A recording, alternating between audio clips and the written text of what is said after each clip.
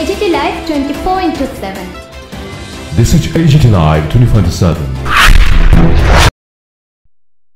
আন্তর্জাতিক মাতৃভাষা দিবস উপলক্ষে ঈশ্বরচন্দ্র বিদ্যাসাগর কলেজের জাতীয় আলোচনা চক্র।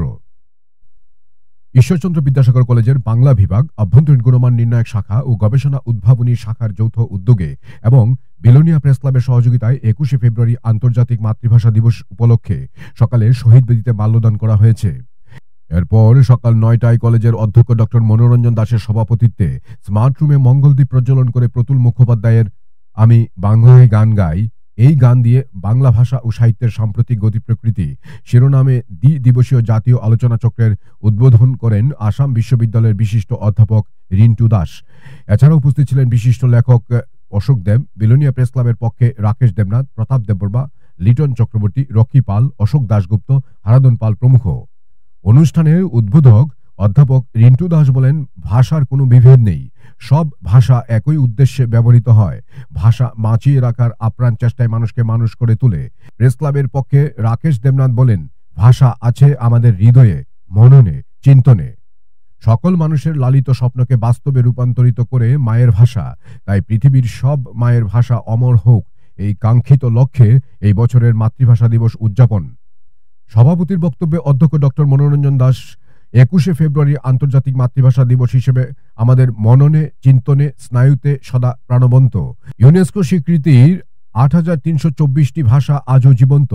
অবহেলায়, অনাদরে যদি কোনো ভাষা বিলুপ্ত হয় তো ওই জনগোষ্ঠীর কৃষ্টি, সংস্কৃতি, পরম্পরাগত ঐতিহ্য মরে যাবে। তাই সকলের ভাষাকে আজকের মতো প্রতিদিন প্রতিপক্ষ বাঁচিয়ে রাখতে সবাই সচেতন সক্রিয় ভূমিকা পালন করতে হবে। যদি আমরা সুজনকে, স্বজনকে, প্রতিবেশীকে, সর্বোপরি মানুষকে ভালোবাসি, শ্রদ্ধা করি, তাহলে আমাদের প্রত্যেকের কর্তব্য প্রত্যেকের ভাষাকে হৃদয় থেকে শ্রদ্ধা করতে হবে, বাঁচিয়ে রাখার চেষ্টা করতে হবে।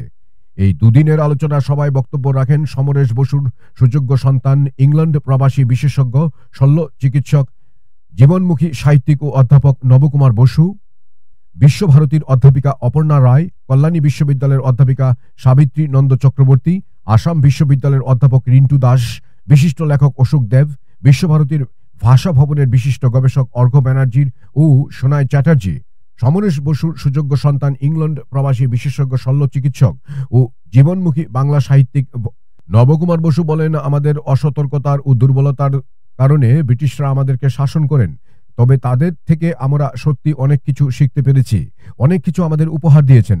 এছাড়া রাজ্যের ও রাজ্যের বাহির থেকে মোট 40 জন অধ্যাপক, গবেষক তাদেরকে গবেষণা অভিসন্দর্ভ পাঠ করে, যেখানে বিশেষ করে উঠে এসেছে সাম্প্রতিককালে সময়, পরিস্থিতি, পেশাগত অবস্থান, স্থানান্তর ও বিভিন্ন সংস্কৃতির সংমিশ্রণে বাংলা ভাষাও চলন্ত নদীর গতির মতো পরিবর্ধিত হচ্ছে।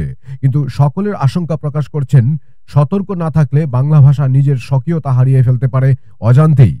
সেমিনার কমিটির পক্ষ থেকেও অধ্যক্ষ ডক্টর মনোরঞ্জন দাস আলোচনার চক্রকে সার্থক করে তোলার জন্য সকলকে ধন্যবাদ জানিয়ে আগামী দিনেও এই ধরনের অনুষ্ঠান আয়োজনের প্রত্যাশা করেন। Report, AGT Live 24/7। যারা শহীদ হয়েছেন, হচ্ছেন, তাদের সকলের প্রতি আমাদের বাংলা বিভাগের তরফ থেকে শ্রদ্ধার্ঘ অর্পণ করছি। এটা অবশ্যই আন্তর্জাতিক মাতৃভাষা দিবস। আন্তর্জাতিক মাতৃভাষা দিবস মানে অবশ্যই এটা শুধু বাংলা দিবস নিশ্চয়ই নয়। আমরা এটাই চাইব, প্রত্যেকের মাতৃভাষাকে তারা সম্মান করুক এবং সেই মাতৃভাষাকে তারা স্বপ্ন দেখেন, কাঁদেন, ঝগড়া করেন। কাজে সেই ভাষারই জয়ধ্বনি ঘোষিত হোক সর্বদা। শুধু আজকের দিনে প্রথানুগত্যকে স্বীকার করে এটা বলা নয়, সেটাই থাক আমার ভাষা, আমার নিজের ভাষা, আমার মায়ের ভাষা। যাই হোক, আজকে আমরা আমাদের ইনাগোরাল সেশনের সমাপ্তি হয়েছে। আমরা এর মধ্যে আর মাঝামাঝি কোনো গ্যাপ দিই এই কারণেই, কারণ আমাদের যিনি কিনোট অ্যাড্রেস দেবেন, সূচক ভাষণ দেবেন, এমনিতে আমরা ডিলেট, তিনি অপেক্ষা করছেন। দ্বিদিবসেও আমাদের একটা জাতীয় আলোচনা চক্রের আয়োজন করা হয়েছে বাংলা বিভাগের পক্ষ থেকে, যেখানে বিভিন্ন গুণী এবং কৃতি অধ্যাপক, কবি, শিল্পী এরা থাকবেন। তাও আমাদের অধ্যক্ষ স্যার কিছুটা শেয়ার করেছেন। এই দ্বিদিবসেও যে আলোচনা চক্রে সেখানে পেপার প্রেজেন্টার তো রয়েছেন, আমাদের ছাত্রছাত্রীদের মধ্যে থেকে তো আছেই। তারাও বিবাদ দেবে। অনেকের ক্ষেত্রে সেটা প্রথম, এবং অনেকে খুব ভয়ে আছে যে কি বলবো, কিন্তু এই ভয়টা জয় তো করতেই হবে না। আমি জানি ওরা পারবে, এটা আমার বিশ্বাস আছে আমার ছাত্রছাত্রীদের উপর। আমি বিশেষ দীর্ঘায়িত করবো না। আমাদের যে আমাকে আহ্বায়ক হিসাবে অন্তত সবাই বলবেন, আমরা জানি বিভিন্ন বিষয় নিয়ে বলবেন, আপনারা শুনবেন ভাষার দিক থেকে। আসলে ভাষার তো অঞ্চলগত প্রভেদ যেমন ভাষার মধ্যে আছে, এক একটা অঞ্চলে বাংলা ভাষা এক একটা, আমাদের যেহেতু আলোচনার বিষয়টা হচ্ছে বাংলা ভাষা ও সাহিত্যের সাম্প্রতিক গতি প্রকৃতি, এইটাই সেজন্য বাংলার এই কথাটা বলছি। যেমন অঞ্চলগত প্রভেদ আছে, তেমনি আমাদের না মনে হয়েছে যে শ্রেণীগত প্রভেদও আছে। শ্রেণীটা আমি এই অর্থে বলছি, মানে এই একই বাংলা ভাষাভাষী আমরা যারা কথা বলি, দেখুন আমরা কিন্তু অনেক রকমের হাজার রকম ভাষায় কথা বলি, মানে হাজার রকম মানে বাংলা ভাষা, কিন্তু হাজারটা রকমই কথা বলি। কিরকম ভাবে কথা বলি, যেমন ধরুন আমাদের এটা মনে হয়েছে রকের ভাষা, আড্ডার ভাষা, গালাগালির ভাষা, ঝগড়ার ভাষা, স্কুলের ভাষা, কলেজের ভাষা, অফিসের ভাষা। আমাদের অফিসে কাজকর্ম করতে হয়, ইংরেজিতে লিখতে হয়, কিন্তু স্বাভাবিক অফিসে গিয়ে আমি কথা বলছি আমার সহকর্মীর সঙ্গে, আমি আমার বাড়িতে যখন আমার মায়ের সঙ্গে কথা বলছি, আমি ওই ভাষাটা বলছি না।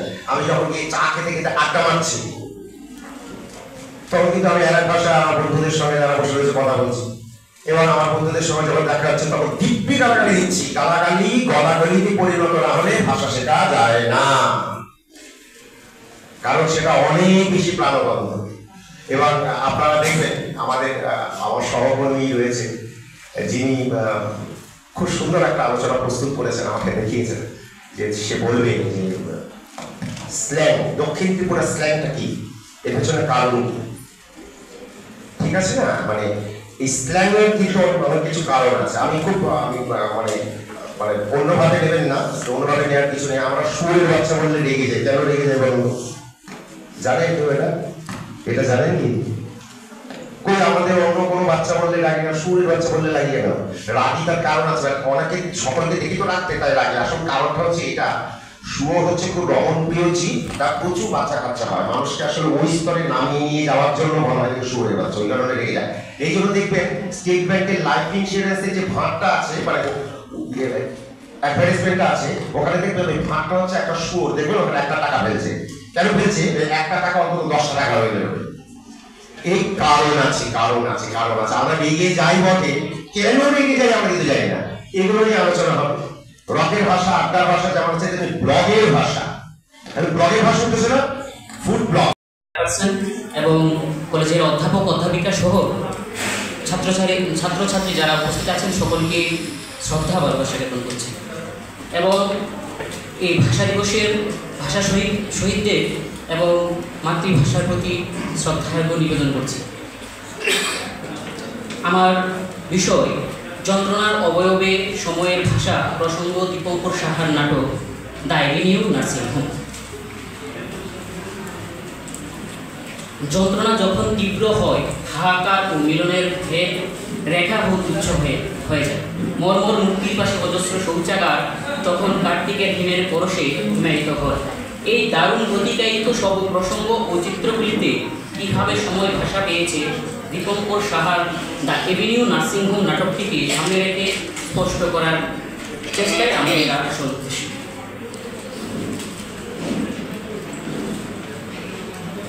কবি দীপঙ্কর সাহা এবং নাট্যকার দীপঙ্কর সাহা ছিলেন আমাদের ত্রিপুরা রাজ্যের একজন অত্যন্ত প্রতিভাবান নাট্যকার, কবি। তার লেখা দ্য এভিনিউ নার্সিং হোম তিনি স্বীকার করে গেছেন যে এটা একটা অলিখিত নাটক, মানে এটা সম্পূর্ণ উনি করে যেতে পারেননি ওনার বক্তব্য অনুসারে। তো এই নাটকটাতে আমি একটা সময় অংশগ্রহণ করেছিলাম এবং আমার সৌভাগ্য হয় আমি সোনালী ম্যাডামের ডাইরেকশনে, মানে ওনারই ছোট বোন, ওনার ডাইরেকশনে আমি সেই নাটকটাতে অংশগ্রহণ করি। নাটকটাতে বলা হয়েছে যে,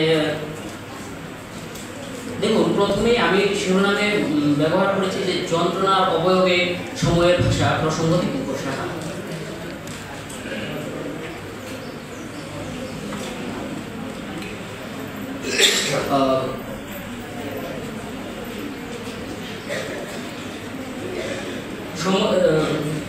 যে সময়ের অবয়বের ভাষা, মানে সময় কিভাবে ভাষা বাঁচে, এই নাটককে সামনে রেখে আমি নাটকটিকে স্পষ্ট করছি। নাটকটা শুরু হচ্ছে এমনভাবে যে এখানে কোনো নির্দিষ্ট নাম নেই, যে এখানে অনেকগুলো চরিত্র আছে, যে চরিত্রগুলোর মধ্যে কোনো নাম নেই, যে যেমন প্রথম পুরুষ, দ্বিতীয় পুরুষ, তারপর আছে গিয়ে প্রৌঢ়া, মধ্যম পুরুষ এবং মধ্যবয়স্ক মহিলা, এরকম করে নামহীন চরিত্র দেওয়া আছে। এবার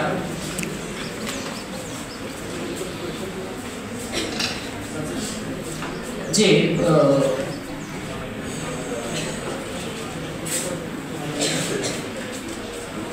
এইটার কারণ কি হচ্ছে দেখুন, আমরা যেহেতু সময়ের ইন্ধন বা সময়কে নিয়ে আমরা চলছি, তার পারিপার্শ্বিক যে যন্ত্রণা রয়েছে সেই সময়টাকে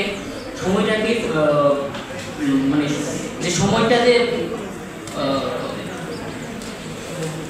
যে সময়ের যন্ত্রণা, যে বিধ্বস্ত, যে কথাটা বলা হয়েছে যে সময়ের। আজকের এই মহোৎসব অনুষ্ঠানের মাননীয় সভাপতি ডক্টর মনোরঞ্জন দাস মহোদয়, আমাদের মূল অতিথি ডক্টর রিন্টু দাস, সমাজের জন্য কাজ করতে চলে এসেছেন। প্রথমে কাজ করতেন কর্মী হিসাবে, সমাজকর্মী, আজকে দেশে বলা হয় পলিটিশিয়ান। এরপরে যখন উনি ধরা পড়ে গেলেন, চাকরি চলে গেল, তখন লেখাই জীবনের সঙ্গী করলেন। এর মধ্যে দিয়ে 4 সন্তানকে উনি মানুষ করেছেন। নবকুমার বসুর মাও ছিল একজন ভালো গায়িকা, ভালো গান গাইতেন। তার সঙ্গে আরো বেশি ছিলেন একজন সত্যিকারের মা, যার বাহু ধরে সন্তানটা মানুষ হয়েছে, আজ মাথা উঁচু করে দাঁড়িয়েছে আমাদের কাছে, আপনাদের কাছে, সমাজের নির্দিষ্ট গণ্ডি, ভারতের বাইরেও। এরপরে বলি, নবকুমার বসু কিন্তু সার্থক একজন পুরুষ, একজন ব্যক্তিত্ব, একজন মানুষ। ওনার 2 সন্তান, দুইজনে বিশিষ্ট চিকিৎসক। তৎসত্ত্বে উনি বলছিলেন সমালোচনা মানে বিরোধী নয়। আমি কিন্তু আজকে নবকুমার বসুর সমালোচনা করছি, কারণ উনি বলছেন সাহিত্যের পাঠটা ঘরানা থেকে হয় না। আমি ওনার কথা সদর্পণে অস্বীকার করছি, কারণ উনি সাহিত্যিক হয়েছেন বাবার কাছ থেকে। ওনার 2 সন্তানও চিকিৎসার পাশাপাশি লেখালেখি করে। সাহিত্য তার কোনো গল্পি থাকে না, কোনো ভাষা থাকে না, তার অঞ্চল থাকে না, তার কোনো মা মাটি থাকে না। বড় ছেলে ইংরেজি সাহিত্যের পণ্ডিত, সেও লেখালেখি করে। তাহলে কি হলো, সমরেশ বসুর ছেলে নবকুমার বসু সাহিত্যিক, এটা আমার বড় পরিচয়। আর নবকুমার বসুর ছেলে শ্রমিক, একজন সাহিত্যিক। আমার পাশাপাশি মা যেহেতু একজন ভালো গায়িকা ছিলেন, ওনার ছোট ছেলে সে কিন্তু ভালো গায়, ভালো বাজায়, ভালো শুনে এবং ভালো শোনায়। আমরা আজকে এখানেই শেষ করলাম ওনার সম্বন্ধে। আগামী দিন যদি সম্ভব হয় আমরা বড় আড্ডায় বসবো, নবকুমার বসুকে নিয়ে শুনবো, আমরাও সমাচার করবো। ধন্যবাদ, প্রণাম নেবেন। নমস্কার, শুভ সকাল। 21শে ফেব্রুয়ারি আন্তর্জাতিক ভাষা দিবস। তদুপলক্ষে আজকে ঈশ্বরচন্দ্র বিদ্যাসাগর কলেজে বাংলা বিভাগের আয়োজনে আমাদের সকলকে এখানে একত্রিত হতে হলো। উদ্দেশ্য যারা এই বাংলা ভাষাকে রক্ষা করতে গিয়ে বর্তমানে বিদেশে এবং আমাদের দেশে আত্মবলিদান করেছেন, তাদেরকে স্মরণ করা, তাদের সংগ্রাম, এই সংগ্রামে বেঁচে আছে বাংলা ভাষা,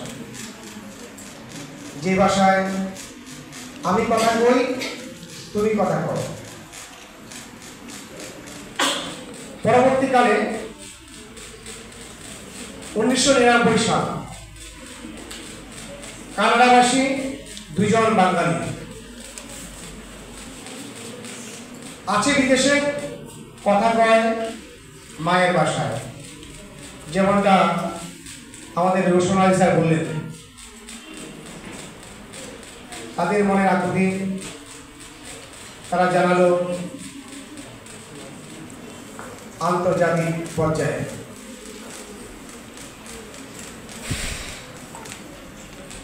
তাদের এই যে প্রস্তাব, তাকে স্বাগত জানিয়েছে ইউনেস্কো। ওই বছরে এই দিনটি উদযাপনের প্রস্তাব গৃহীত হয় ইউনেস্কোতে। 2000 সাল আন্তর্জাতিক পর্যায়ে স্বীকৃতি পায় আন্তর্জাতিক মাতৃভাষা দিবস। সেই দিন থেকে আন্তর্জাতিক মাতৃভাষা দিবস নামে যেই সন্তানটি জন্ম নিয়েছিল, আজ তার 25 বছর পূর্ণ হল। আমরা সগৌরবে বলতে পারি, আমরা মায়ের ভাষায় কথা বলি। 8324টি ভাষা এখনো বেঁচে আছে সগৌরবে পৃথিবীতে।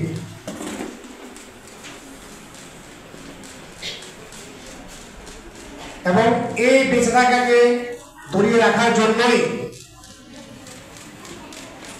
আমাদের আজকের আয়োজন। এখানে থেমে রাখলে চলবে না, প্রতিদিন প্রতিক্ষণ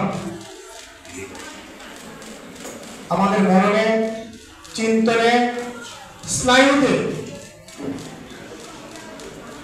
সদা জাগরিত থাকতে হবে।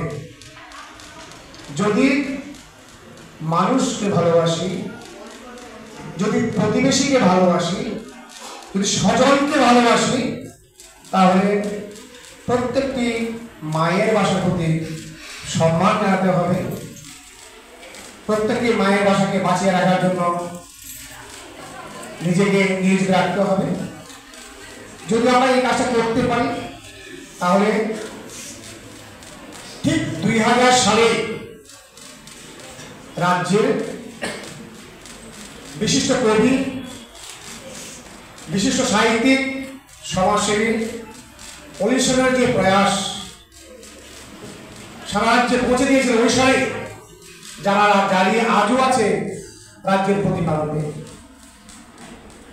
আপনারা জেনে খুশি হবেন। রাজ্য সরকারের প্রচেষ্টায় সাহিত্য গোষ্ঠীদের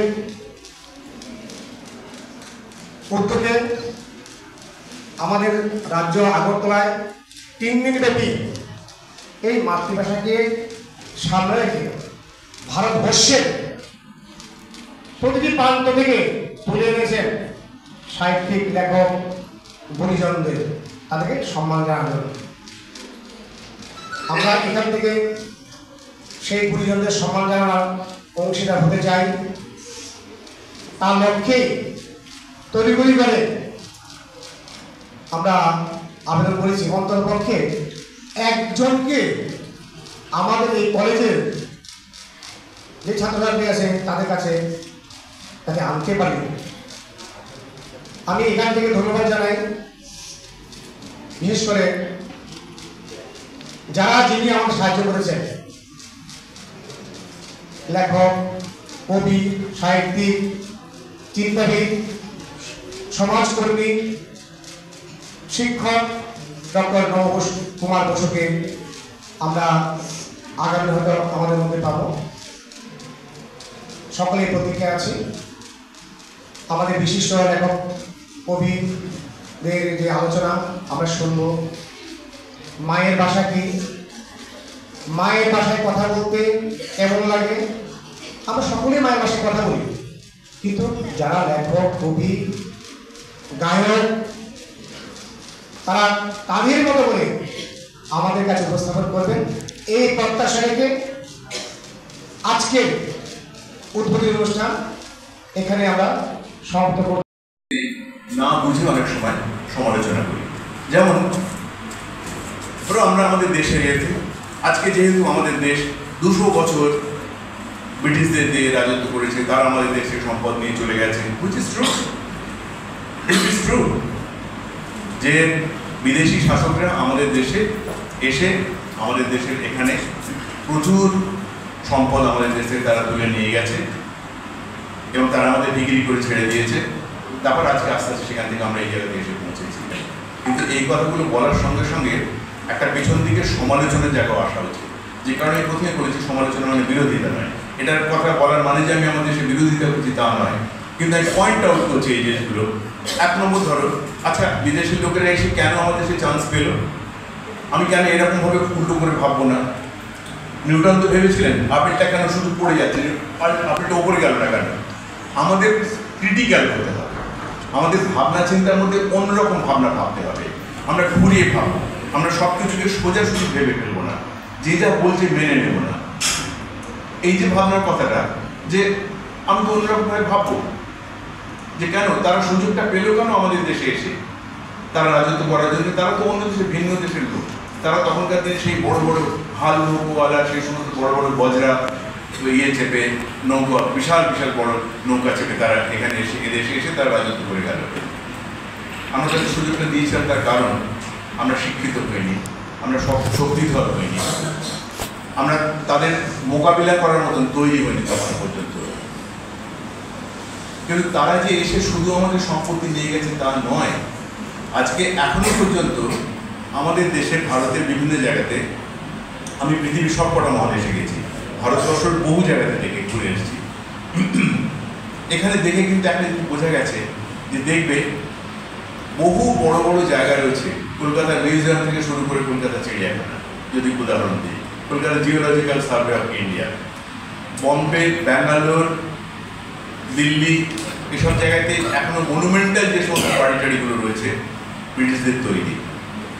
ব্রিটিশরা আমাদের দেশের প্রথম রেলওয়ে নিয়ে এসছে, ব্রিটিশরা আমাদের দেশের প্রথম ইলেকট্রিসিটি নিয়ে এসছে, ব্রিটিশরা আমাদের দেশে এসে প্রথম পেনিসিলিন আবিষ্কার করেছে, ব্রিটিশরা আমাদের এখানে দেখিয়েছে যে বাথরুম টয়লেট ব্যবহার করতে গেলে, মাঠে পায়খানা করতে গেলে চলে না, তার জন্য আবরু দরকার হয়, তার জন্য পরিচ্ছন্নতা দরকার হয়, সেখান থেকে অসুখ কন্ট্রোল করা যায়।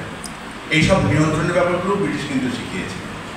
আর আমি যে এই কথাগুলো বলছি, আমি কি তখন এই সমস্ত চোখে দেখেছি তা নয়, আমিও পড়েছি। এবং বিশেষ করে সাহিত্য চর্চা যারা করেছেন তারা কিছু কিছু রবীন্দ্রনাথ করেছেন। তোমরা দেখবে রবীন্দ্রনাথের প্রবন্ধ সংকলন যদি পড়ো, কি সাংঘাতিক সে সমস্ত পরিষ্কার করে রবীন্দ্রনাথের সমস্ত কথা লিখে গেছেন। হ্যাঁ, তারা আমাদের উপর অত্যাচার করেছে, তারা আমাদের দেশের লোককে দিয়ে খাটিয়েছে, তারা আমাদের নেটিভ বলেছে, কিন্তু এটার সঙ্গে সঙ্গে এই কথাটাও বলতে হবে যে আমরা তাদের সেই সুযোগ দিয়েছি এবং তারা আমাদের অনেক কিছু শিখিয়ে গেছে। তারা আমাদের যেখানে যেটুকু শিখিয়েছে সেখান থেকে কিন্তু আমরা খানিকটা আমাদের অগ্রগতিও হয়েছে।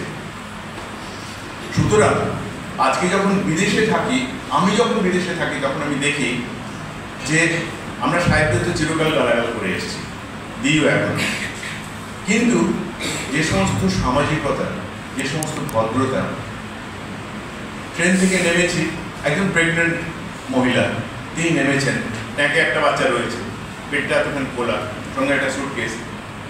আমাদের দেশের লোকেরা কেউ কাউকে পরোয়াই করে না, হুড় করে নেমে যাচ্ছে ট্রেন থেকে। ওদের সে এটা কল্পনাই করতে পারবে না। ঠিক লোক, একজন লোক দাঁড়িয়ে যাবে, তাকে আগে নামার জায়গা দেবে এবং যে প্যাসেঞ্জারটি নেমে যাবে কোনো আলাদা করে বলারও দরকার হয় না, তার সুটকেসটি নিয়ে তিনি নিশ্চয়ই ট্রেন থেকে প্ল্যাটফর্মে নামিয়ে দেবে। এই যে সৌজন্য, এই যে বোধ, এই যে মানবিকতা, এগুলো কিন্তু না একটু আমরা সচেতন হলে আমরা আস্তে আস্তে শিখে নিতে পারি। আমি খুব জ্ঞান দিচ্ছি নাকি? না না, বাংলাটা ঠিক আসে না, ইংলিশ হয় গুলে খাওয়া, ওটাই ফার্স্ট ল্যাঙ্গুয়েজ, হিন্দি সেকেন্ড। সত্যি বলছি, হিন্দিতেও দারুণ তেজ। কিনা বলুন বাংলা করে বিমান ছেড়ে ঠেলায় চড়ে, বেঙ্গলি থার্ড ল্যাঙ্গুয়েজ তাই তেমন ভালোবাসে না। জানেন দাদা, আমার ছেলের বাংলাটা ঠিক আসে না। বাংলা আমার ভাষাটা কি নেই কোনো চাপ বেঙ্গলিতে, সহজ সরল এই কথাটা লজ্জা কিসের মেনে নিতে। English very fantastic, Hindi sweet scientific, Bengali is glamourless, or place এদের পাশে না। জানেন দাদা, আমার ছেলের বাংলাটা ঠিক আসে না। বাংলা যেন কেমন খুব দুর্বল প্যানপ্যানে, শুনলে বেশি গা জ্বলে যায়, একঘেয়ে আর ঘ্যান ঘেনে। কিসের গরম কিসের আশা, আর চলে না বাংলা ভাষা। কবে যেন হয় বেঙ্গলিতে, ফেব্রুয়ারি মাসে না। জানেন দাদা, আমার ছেলের বাংলাটা ঠিক আসে না। ইংলিশ বেশ বোমবাস্টিং, শব্দ ঠাসা দারুণ ভাষা, Bengali is disgusting, Bengali is disgusting. আমাদের আন্তর্জাতিক মাতৃভাষা দিবসে আমরা যারা আমাদের বাংলা ভাষা আমাদের মাতৃভাষা, অবশ্যই নিজের মাতৃভাষাকে যেমনভাবে সম্মান করা প্রয়োজন, ঠিক তেমনি অন্যের মাতৃভাষাকেও ঠিক সমানভাবেই মর্যাদা দেওয়া প্রয়োজন। আমাদের সূচক ভাষণের পর এবার আমরা আমাদের কারিগরি অধিবেশন শুরু করব।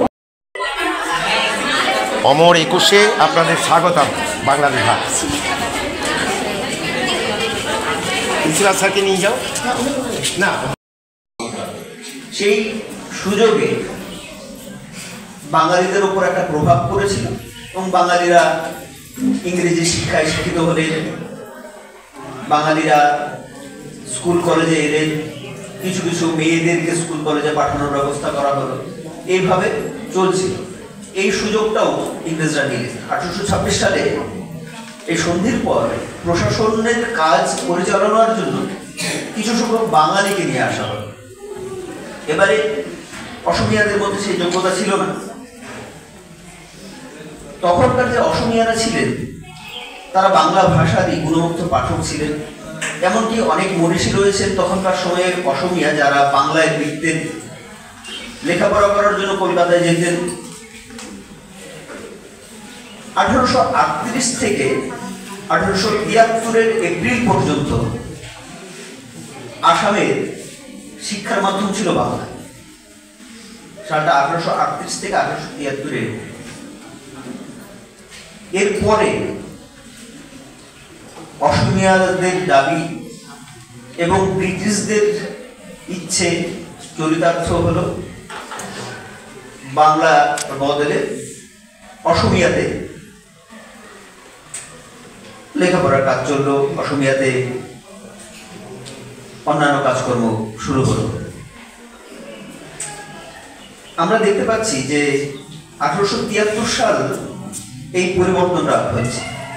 1874 সালে আমরা দেখব যে বঙ্গবাসী, শ্রীহট্ট, কাছাড় আর গোয়ালপাড়া আসামের অন্তর্ভুক্ত হয় 1874 সালে। একটু লক্ষ্য করলে আমরা দেখবো যে গোয়ালপাড়ার যারা অধিবাসী ছিলেন তাদের ভাষা ছিল রাজবংশী, অধিকাংশ লোকের ভাষা। আর শ্রীহট্ট এবং কাছাড় সেখানে সংখ্যাগরিষ্ঠ মানুষ বাঙালি। যখন এটা হলো 1874 সালে এই ঘটনাটি ঘটলো, তখন দেখা গেল যে অসমীয়াদের মধ্যে উগ্র জাতীয়তাবাদী যে সমস্ত মানুষেরা ছিলেন তারা একটু ভয় পেতে শুরু করলেন। এই বেশি সংখ্যক বাঙালির প্রাধান্য রয়েছে এই অঞ্চলগুলো আসামের অন্তর্ভুক্ত হওয়ার ফলে। অসমীয়া উগ্র জাতীয়তাবাদী যারা ছিলেন তাদের একটা গাত্রদাহ হলো।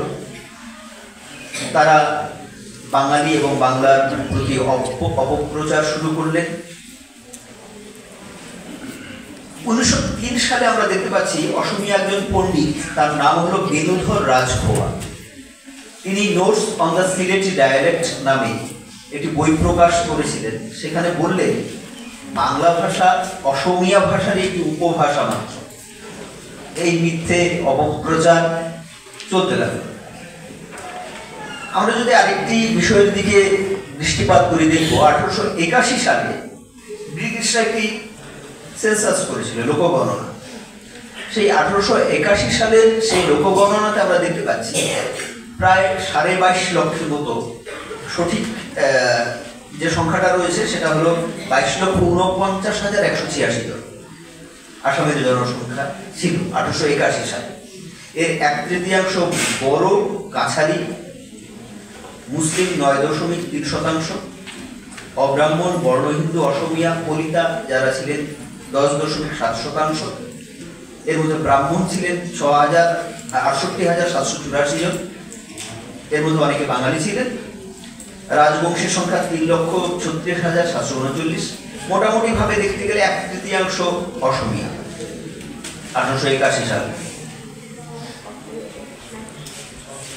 এই যে অপপ্রচারগুলো চলছিল বললাম, এর বিরুদ্ধে আমরা দেখতে পাচ্ছি একটি সাহিত্য সম্মেলনী গড়ে ওঠে। সেই সম্মেলনীর নাম ছিল সুরমা উপত্যকা সাহিত্য সম্মেলনী। এই সুরমা উপত্যকা সাহিত্য সম্মেলনীর এই সংগঠনের একটি অধিবেশন হয়েছিল 1916 সালে। এই অধিবেশনের সভাপতি ছিলেন ভুবনমোহন দেববর্মা। তিনি এই যে উগ্র জাতীয়তাবাদী যারা অসমীয়া ছিলেন তাদের যে কুতর্ক বা অপপ্রচার, এর একটি উত্তর দেন। এটা ইতিহাস হয়ে রয়েছে। তিনি খুব সুন্দরভাবে বলিষ্ঠ উচ্চারণের সঙ্গে সেটার প্রতিবাদ করেছিলেন। 1937 সালে আমরা দেখি জওহরলাল নেহরু আসাম সফরে আসছেন। আসামের সংরক্ষিণী সভার পক্ষ থেকে নীলমণি ফুকন। তাহলে কি হলো, মেধাবী মানুষ যত বেশি হবে এবং এই মেধাবী মানুষ আবিষ্কারী যদি হয় এবং সে যদি আবিষ্কার এমন করে যে আবিষ্কারটা সুবিধা দিতে হলে বাংলা ভাষাটাকে জানতে হবে, তাহলে বাংলা ভাষা বাঁচে। আরেকটা খুব ভালো প্রশ্ন করেছেন, সেটা হচ্ছে অর্থনীতি। ইংরেজি লোক 1 গায়ে বল বেশি, 2 অর্থ নিয়ে এসছে এবং অর্থনীতি এসছে, 3 এরা সাম্রাজ্য বিস্তারের জন্য ইনভেস্ট করছে। তাহলে এদের ভাষা, এদের পোশাকের চাকচিক্য বেশি। তাহলে আমি কি হয়ে গেলাম? প্রজা। ওরা কি হলো? রাজা। তাহলে আমার বাড়িতে যখন কেউ একজন সাহায্য করতে আসেন মাসিক একটি টাকার বিনিময়ে, সে আমাকে নকল করে, যে কি পরে, কি পোশাক পরে, কি খায়, কোথায় যেতে চেষ্টা করে। এখন আমি যখন দেখি যে এরা প্রভু, এরা কিভাবে হাঁটছে, কিভাবে খাচ্ছে, কিভাবে বিরক্ত হচ্ছে, কিভাবে ভ্রম করছে, না বলে আউট, হ্যাঁ এসব বলছি। তাহলে এই যে ভাষাটা, এই ভাষা, এই অর্থনীতিও ভাষার একটা রূঢ় জায়গা, যেখানে আপনার ভাষাটা বাঁচবে যদি আপনি একজন অর্থনীতিতে শক্ত হন। আপনার কাছে অর্থনীতিতে খুব শক্ত হতে হবে। আপনি যদি দেশোন্নয়নে সেটা যদি এমন হয় যে এটা বন্ধ করে দিলে আমার দেশ সমস্যায় পড়ে যাবে, ওগো ওগো বলে কোনো বিয়ে টিকে না। ওগো হ্যাঁ গো সূর্য প্রথম বলে, তারপর সৌর বাচ্চা বাড়ির থেকে বেরো। ওগো হ্যাঁ দিয়ে